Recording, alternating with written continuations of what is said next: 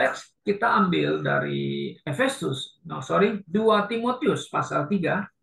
Bukan Efesus, 2 Timotius pasal 3 ayat yang ke-10 sampai ayat yang ke-17 mungkin kita baca ya, mungkin sampai 17 saja ya. Baik.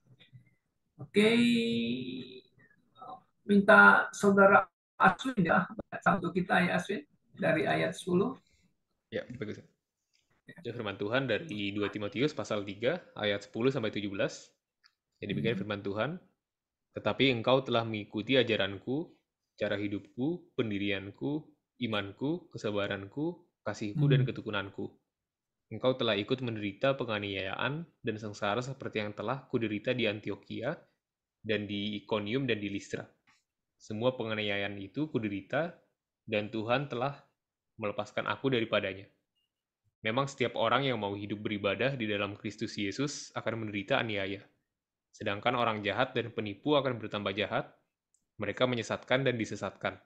Tetapi hendaklah engkau tetap berpegang pada kebenaran yang telah engkau terima dan engkau yakini, dengan selalu mengingat orang yang telah mengajarkannya kepadamu. Ingatlah juga bahwa dari kecil engkau sudah mengenal kitab suci yang dapat memberi hikmat kepadamu dan menuntun engkau kepada keselamatan oleh iman kepada Kristus Yesus. Segala Amin. tulisan yang diilhamkan Allah memang bermanfaatkan untuk mengajar, untuk menyatakan kesalahan, untuk memperbaiki kelakuan, dan untuk mendidik orang dalam kebenaran. Dengan demikian, tiap-tiap manusia kepunyaan Allah diperlengkapi untuk setiap perbuatan baik. Demikian firman Tuhan. Baik. Saya ingin menegaskan kembali yang dari ayat yang ke-15.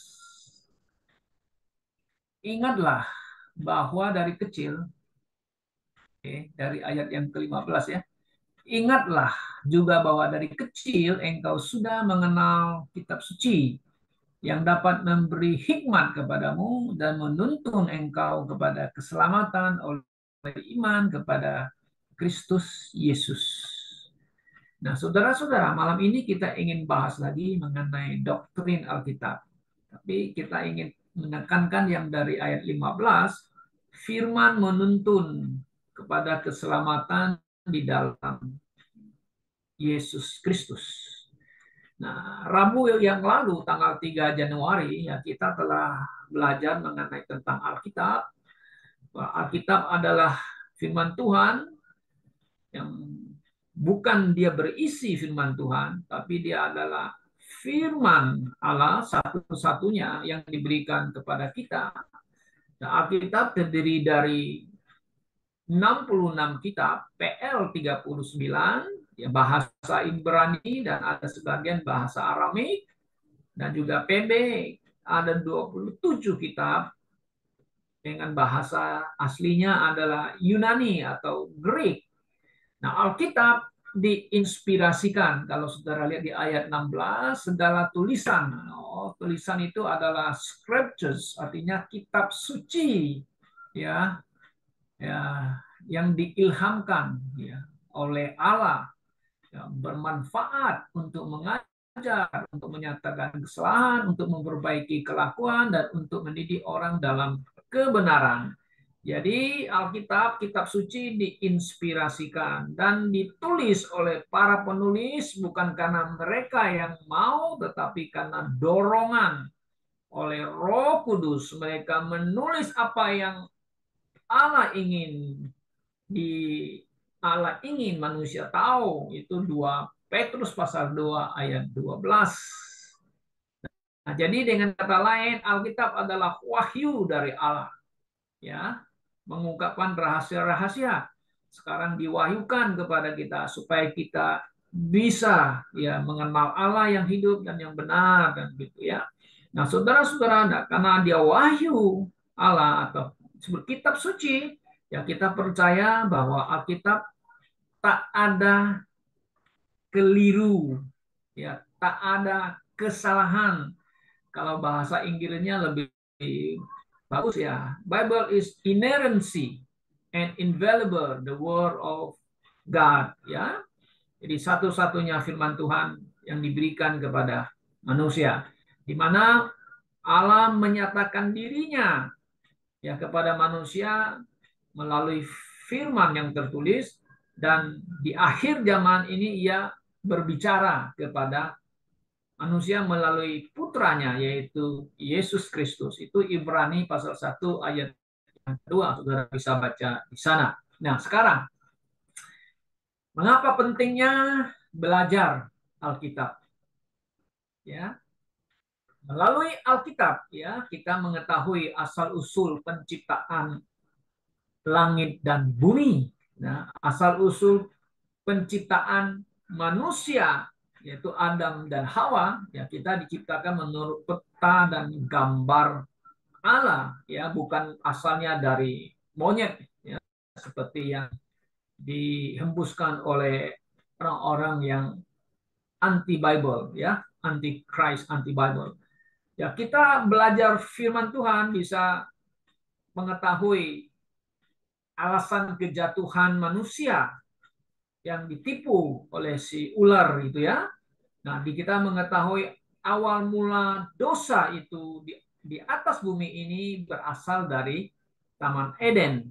Nah, kalau kita pelajari ayat-ayat firman Tuhan, nah memang dosa itu mulai dari surga. Surga artinya ada malaikat yang indah itu, si Lucifer, di mana hatinya nggak benar, ya, ada dosa di dalamnya, maka itu Tuhan mengusir dia, ya, dari surga gitu. Dialah yang kita kenal dengan Lucifer. Nah, bagaimana kita bisa tahu ini? Ya, kita dapat dari firman Tuhan seperti di kitab Yesaya 14, ya, ayat 1 sampai 15, saudara bisa baca di sana tentang kejatuhan si Lucifer, dan juga kitab Yehezkiel pasal 28 ayat 1 dan 17. Nah, di sana sangat jelas menunjukkan si Lucifer itu malaikat yang jatuh, yang berdosa.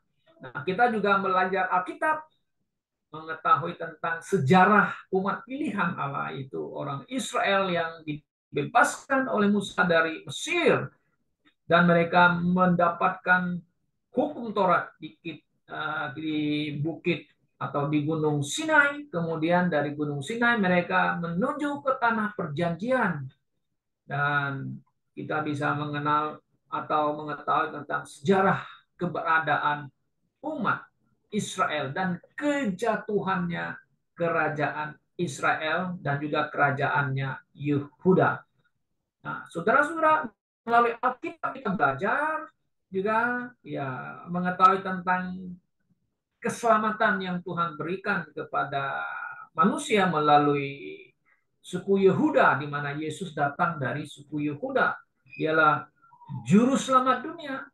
Kita mengetahui tentang kelahirannya, tentang pelayanannya, tentang kematiannya, kebangkitan dan kenaikannya, dan juga tentang kedatangannya yang kedua kali. Nah, saudara-saudara, ini kita banyak, kalau kita belajar firman Tuhan, banyak hal yang kita bisa tahu, ya. Nah, karena itu betapa pentingnya kita sebagai orang percaya harus studi firman Allah. Karena melalui Alkitab, firman Tuhan, kita mengetahui juga tentang dasar-dasar doktrin iman kekristenan yang sejati.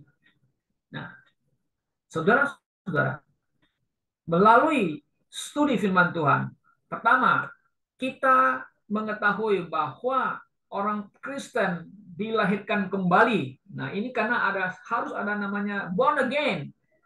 Ya, bagaimana bisa born again? Ya, kita di born again itu melalui firman Allah. Karena itu pentingnya belajar Alkitab firman Tuhan, ya. Maka kita mengetahui kita dilahirkan kembali melalui firman Allah. Dan tentu ini tak terlepas daripada pekerjaan Roh Kudus, ya, saudara-saudara, ya. Di mana kita di born again, ya, kita menjadi ciptaan baru di dalam Kristus. Di mana kita mendapatkan ayat ini? Nah, saudara bisa baca di 1 Petrus pasal 1 ayat 23.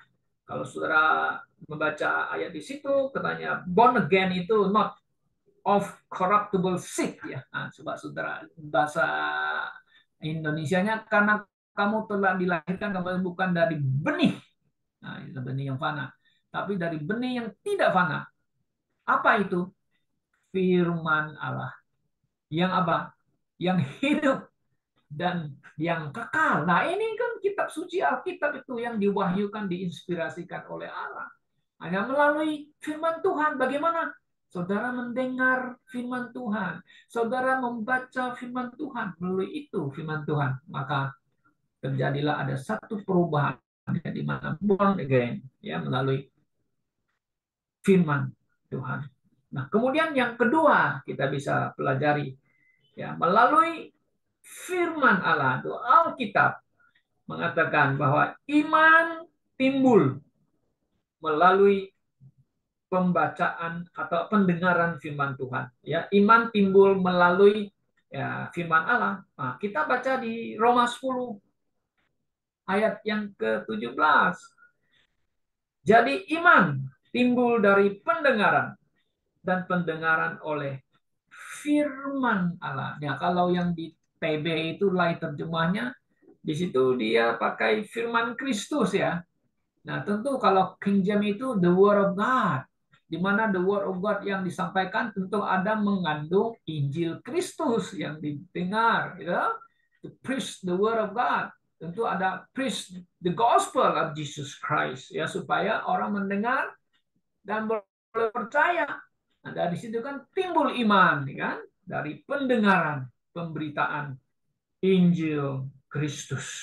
Nah, betapa pentingnya saudara ya bahwa firman Allah itu firman Allah yang kita miliki yang Tuhan berikan kepada kita kan gitu.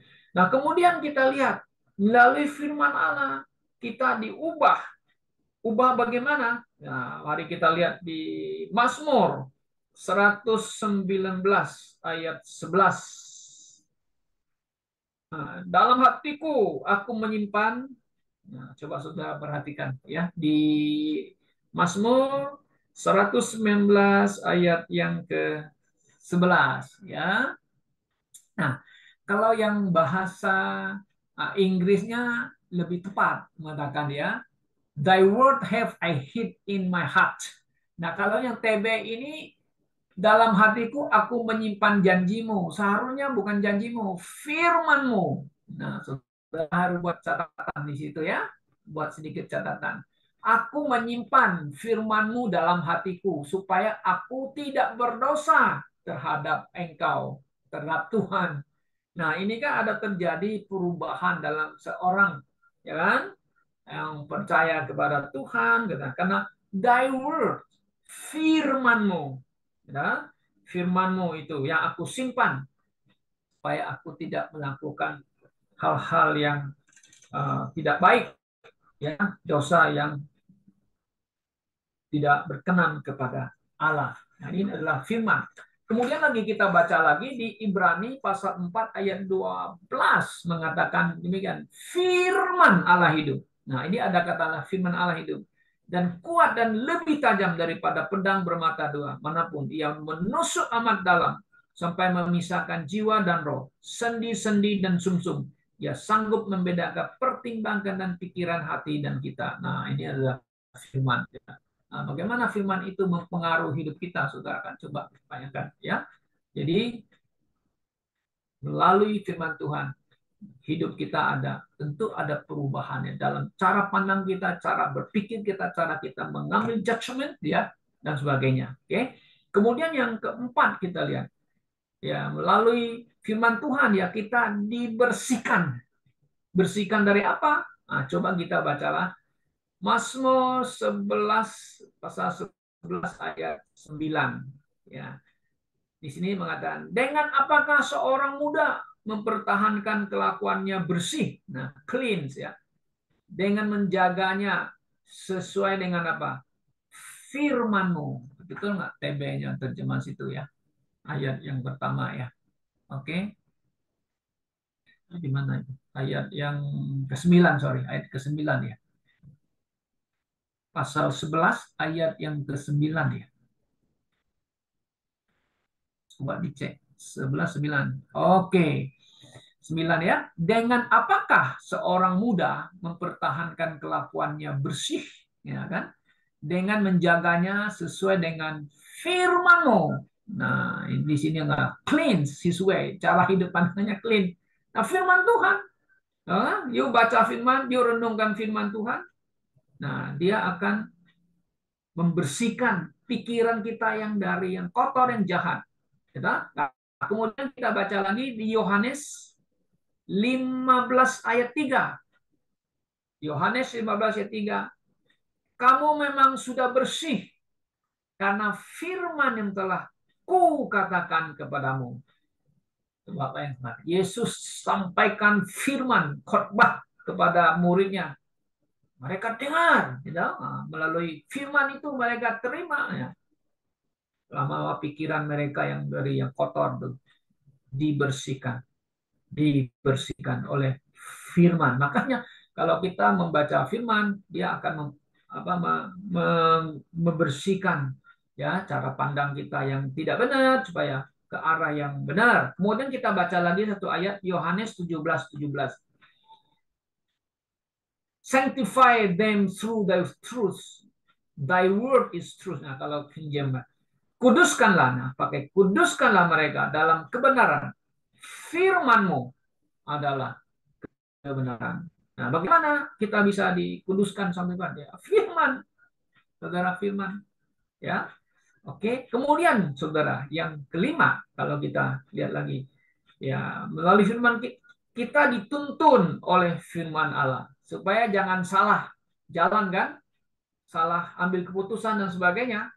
Nah, kita dituntun oleh firman Allah. Why? Kenapa kita perlu firman Allah? Kalau kita nggak perlu firman Allah ini dituntun oleh konsep-konsep dunia, kita makin melenceng, kan? Begitu. Nah, kita baca di Mazmur 119 ayat 105. Nih ayat yang paling terkenal ini. Ya, firman-Mu itu pelita bagi kakiku dan terang bagi jalanku, ya. Nah, ini ayat yang sangat terkenal, kan? Firman-Mu itu pelita bagi kakiku dan terang bagi jalanku. Betul, saudara-saudara, ya.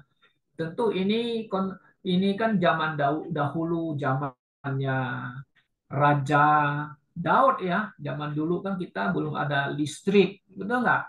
Kalau malam-malam mau jalan ke tempat lain harus naik kuda atau jalan kaki, nggak ada namanya di jalan itu terang seperti kita di Jakarta itu ada banyak terang menuntun kita.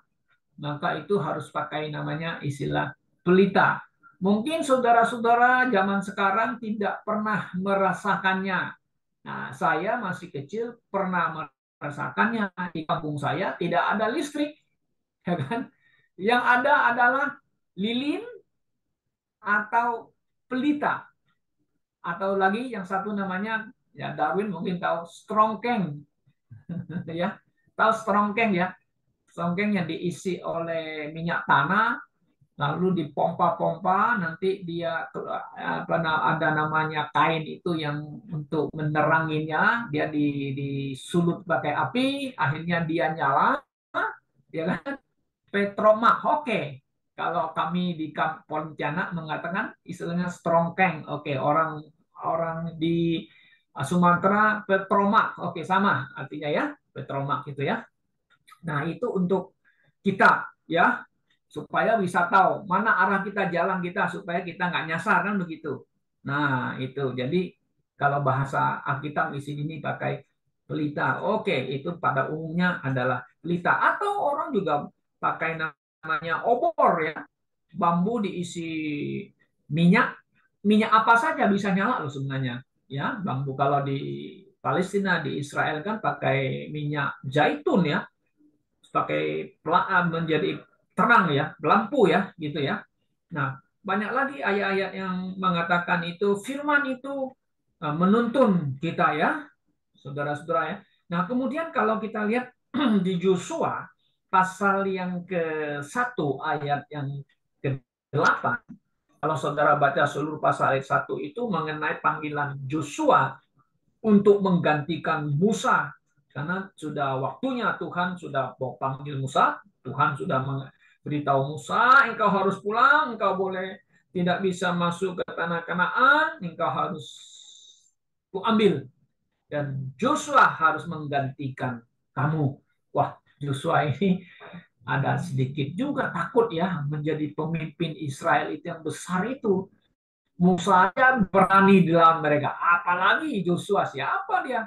Tetapi Tuhan memberikan semangat, spirit, kekuatan. Jangan takut, aku menyertai. Jangan khawatir, aku menuntun kamu.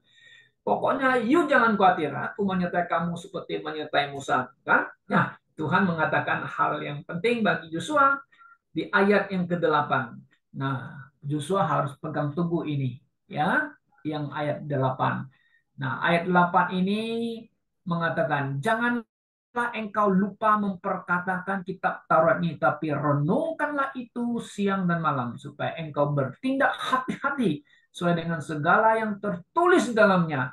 Sebab dengan demikian perjalananmu akan berhasil dan engkau akan beruntung. Oke? Jadi kalau bahasa King James punya itu this book of the law. Nah, this book of the law itu tentu adalah kitab suci. Firman yang ditulis oleh Musa itu yang diterima dari kitab dari Gunung Sinai itu. You harus istilahnya pegang. You pegang teguh akan kata-kata firman Tuhan ini kan. Nah, you pikirkan, renungkan supaya firman ini bisa mengarahkan kamu ya, supaya engkau berjalan dalam firman Tuhan dan engkau akan berhasil. Oh ya betul, Yosua pimpin orang ya Israel masuk ke tanah Kanaan itu saudara, yang mengalahkan musuh-musuh. Musuh yang pertama ditakluk itu sepertinya tak mungkin bisa takluk, itu Jericho yang punya tembok itu saudara. Gimana mau serang Jericho, rajanya dan sebagainya punya tembok. Secara akal manusia sulit untuk mengalahkan. Tuhan hanya kasih tahu kepada Joshua dan Israel, yuk keliling aja temboknya. Ya, saudara, keliling. Sepertinya kok keliling bisa menang. Justru you taat, you bisa menang gitu. Mereka keliling-keliling. Terakhir engkau teriak. Akhirnya Tuhan kirim namanya gempa ya, menggoncang tembok itu. Akhirnya temboknya runtuh kan. Nah, sudah jadi firman Tuhan menuntun kita, ya, menuntun Joshua. Nah, juga ini satu pelajaran bagi kita sebagai orang Bible believers. Ya, maka firman harus tuntun kita. Kalau you tidak pakai Alkitab firman Tuhan, ya kita bisa menyasar ya. Kemudian saudara-saudara, ya melalui Alkitab firman Tuhan kita bisa menang atas pencobaan si iblis. Nah, Paulus tuh ya, Mazmur 17:4. Coba kita lihat Mazmur 17 ayat 4 mengatakan demikian, tentang perbuatan manusia sesuai dengan firman yang engkau ucapkan. Aku telah menjaga diriku terhadap jalan orang-orang yang melakukan kekerasan. Ya, coba ayat yang keempat ya, betul ya. Ya, tentang perbuatan sesuai dengan firman yang engkau ucapkan, aku telah menjaga diriku. Nah, ini ada istilah menjaga diriku terhadap jalan-jalan orang yang melakukan kekerasan ya. Jadi tidak mau ikut-ikut kan, yang menjaga diri karena firman Tuhan itu ya, menjaga si apa nih, penulis pemazmur ini. Nah, sudah kita bisa menang karena firman itu yang kita pakai, yang kita pegang. Nah, saudara perhatikan di Matius pasal 4 tentang pencobaan Yesus oleh si iblis itu. Ya, berapa kali ya si iblis mengutip firman Tuhan, mau menjatuhkan atau mencobai Yesus, tapi Yesus mengutip firman Tuhan. Ya, dengan mengutip firman Tuhan itu dia mengalahkan si jahat itu. Jadi ada 3 kali kata Tuhan, ada tertulis, ada tertulis. Ya, akhirnya iblis itu pergi meninggalkan Yesus Kristus. Jadi melalui pencobaan Yesus ini membuktikan kepada kita, saudara-saudara ya, bahwa iblis itu lebih pintar daripada kita sebagai orang Kristen yang mungkin yang pernah baca Alkitab, mungkin banyak ayat-ayat yang kita lupa. Ini si iblis ini lebih pinter. Dia memorize ayat-ayat firman Tuhan dia. Nah, kita harus mengakui hal ini, saudara. Dia memang lihai, pinter, ya, pinter dalam kitab suci. Ya, dia bisa pakai ayat firman Tuhan untuk menguji, mengetes kita. Ya, kalau kita tidak tahu ayat firman Tuhan, ya kita bisa jatuh terjebak dalam pencobaan daripada si iblis. Nah, jadi ayat firman Tuhan ya harus kita pakai dalam segala aspek hidup kita, dalam pencobaan kita. Kita harus ingat ayat firman Tuhan. Kemudian yang terakhir, saudara, ya, melalui Alkitab firman Tuhan kita dibangunkan, ya, semangat kita, iman kita, ya kan, ya melalui firman Tuhan, betul nggak? Nah, kalau kita baca di Kisah Para Rasul pasal 20 ayat yang ke-32, mari kita lihat. Dan sekarang aku menyerahkan kamu kepada Tuhan dan kepada firman kasih karunia. Nah, ada kata firman kasih karunia itu kan. Ya, nah, kasih karunia yang berkuasa dan membangun kamu, menganugerahkan kepada kamu bagian yang ditentukan bagi semua orang yang telah dikuduskannya. Nah, kalau saudara perhatikan King James, I commanded you to God. Aku menyerahkan kamu kepada dan to the word of grace. Nah, anugerah. Apa itu? Ya, the word of His grace. Ya, ya firman Tuhan yang mereka ajarkan, yang mereka teach, preach, kemudian ditulis lagi kan begitu. Ya, diberikan kepada orang Kristen, orang percaya. Kalau tidak ada firman Tuhan, bagaimana iman kita bisa dibangunkan ya? Atau dasar apa yang kita bangun ya? Firman Tuhan kan begitu. Ya. Jadi saudara, orang percaya kita mengatakan kita Bible believers harus menjunjung tinggi dan mengasihi firman Allah. Kita mengasihi Kristus tentu mengasihi firman-Nya. Kita mengasihi Yesus tentu mengasihi kebenarannya. Kebenarannya ya yang kita terima daripada Alkitab firman Tuhan.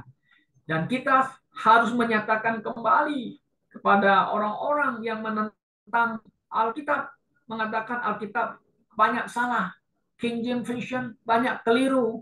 Oh no, kita bilang kami percaya bahwa Tuhan menjaga, memelihara firman-Nya. Kita pakai Mazmur pasal 12, harus pakai King James Version. Kalau Anda pakai TB lain, Anda tidak akan mengetahui bahwa Alkitab ini dijaga, dipelihara, atau dilestarikan oleh Allah. Nah, saudara-saudara, kenapa? Karena apa nama itu si iblis ini sangat licik, saudara. Dari awal di Taman Eden dia sudah memutarbalikan atau mempelintir atau twisted the word of God, di mana dia pakai si ular itu berjumpa dengan Hawa. Kalau saudara membaca di Kejadian pasal 3 ayat 1, dia mengatakan demikian. Ya, apakah Allah berfirman katanya kan? Ya. Setiap pohon dalam taman ini jangan kamu makan buahnya, bukan dikatanya. Ini terjemahan TB ya. Coba kita terjemahan TB yang kalimatnya gimana? Tentulah Allah berfirman katanya.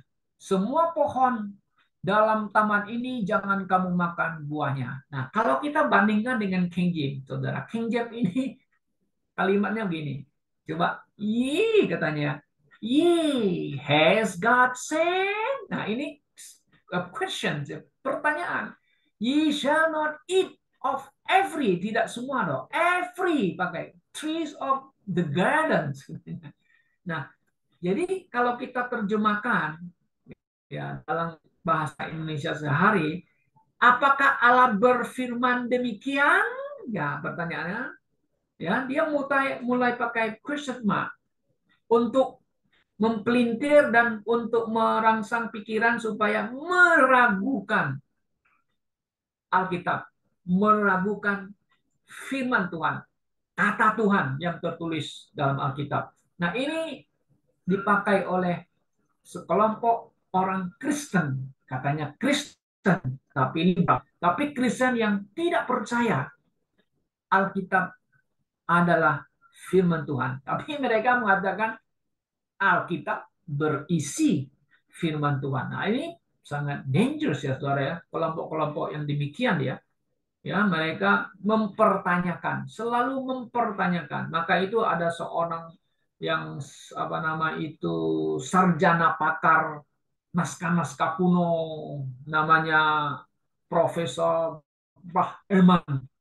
Nah, buku yang sangat terkenal itu adalah Misquoting Jesus. Itu ada beberapa bukunya yang menggoncangkan iman Kristen, orang menggoncangkan iman Kristen. Akhirnya banyak orang-orang Kristen yang ikut paham dia.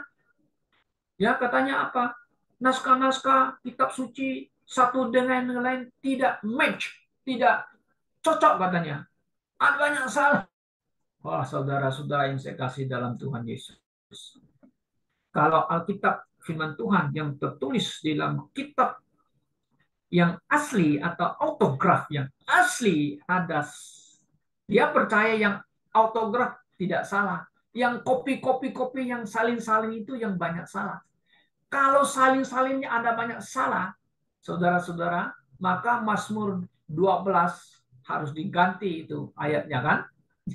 Nah, kata-katanya. Tapi kalau kita lihat itu di situ and preserve. Nah, kita harus percaya Tuhan yang menginspirasikan Alkitab. Roh Kudus yang mendorong orang-orang kudus untuk menulis kitab. Dan kita percaya orang yang menyalin kitab suci. Nah, bukan sembarang orang yang gitu ya. Supaya Alkitab, kitab suci atau firman Tuhan tidak bersalah. Makanya kita percaya Bible is inerrancy and infallible, ya, and the word of God. Nah, itu yang kita harus pegang, yang kita imani, saudara-saudara.